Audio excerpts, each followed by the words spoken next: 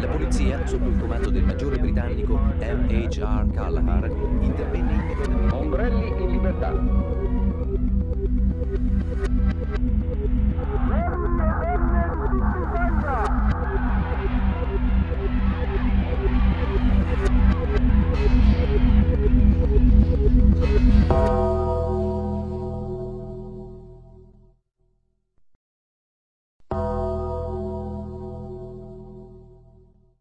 I miei ricordi più antichi di Trieste risalgono agli anni 14.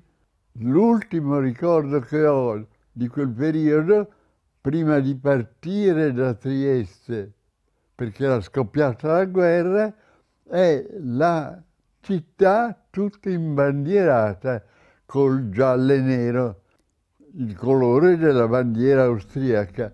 E questo colore giallo e nero mi è rimasto talmente impresso che ancora oggi alle volte adopero questo colore in un dipinto, perché trovo che è un insieme di colori molto attraente, molto particolare, molto più del tricolore italiano che è banale.